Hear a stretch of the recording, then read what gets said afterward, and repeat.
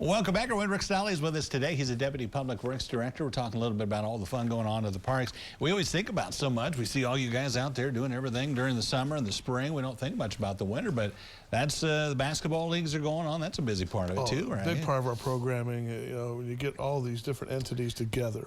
Yeah. And Brett puts together a schedule with, you know, close to 70 teams that are participating throughout the community. What a great opportunity for folks to get out and recreate during we figure somewhere between 800 and 1,000 people participating every Saturday. Crazy? Yeah. It's grown, and I heard somebody tell me one time that that's one of the biggest ones in the state when you get that many kids together in between school sessions, doing basketball. It is, and we started the first week in December. Yeah. We take a few weeks off at Christmas so people can go and do what they need to do. Then we're back in for the remaining 8 weeks. So we wrap things up here with the postseason tournament starting the 12th of February, and then bring us another champion for the 2020, what is it, 21, 22 season. Basketball season. Yeah. So. Yeah, and you move around to different gyms then? Is that how it works? We do. We different entities provide, every Saturday. So we get out and enjoy the opportunity. The games are about an hour in length.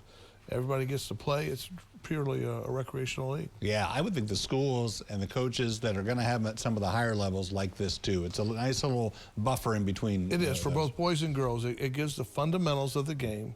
You learn, but it's the life skills things that comes to be that really you can't measure. Yeah. Getting along with teammates, understanding taking direction, understanding what you bring to the table as far as a player and a team member. So all those are good things. Yeah, teamwork, as you mentioned, probably takes a lot of people to make that happen. You got refs and everybody else. It does. It's an expense that's out there, but we feel it's an investment. Yeah. Investment in the community and investment in all the entities that are participating. Yeah, we heard Nathan talking about the snowstorm coming. You helped me think of spring because we started talking about baseball, and it won't be long till the meeting's getting ready for that. Yeah, we will be starting those shortly, and we call them our winter meetings and get everyone together.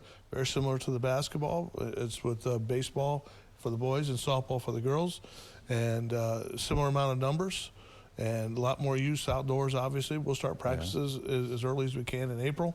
So those things will be going on. It just doesn't stop, which is good. Yeah.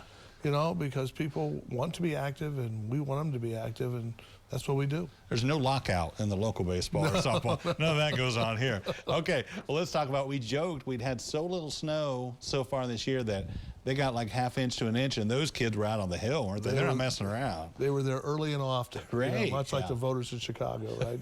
But it was one of those things that, people have been waiting.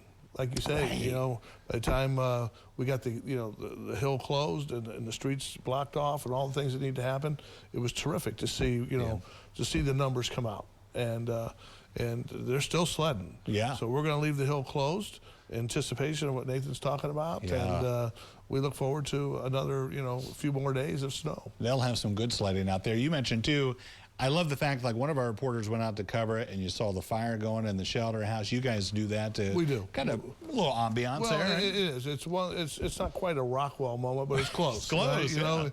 And people bring their families. People are so courteous when they're around that. Yeah. And being safe. We always invite them, to be safe and courteous of each other and to have a fire. Sometimes people bring cider and stuff and warm up, and it's really kind of nice to see families get out and enjoy. There's people that remember the days when they were first out there as a kid. Now they're bringing their kids and so forth. Some even their grandkids. So yeah. What a great opportunity. It really is cool to see. Well, thank you for telling us about it. Appreciate it. It's good to be here. You bet. Don't go away. Medical news coming up next on Noon Edition.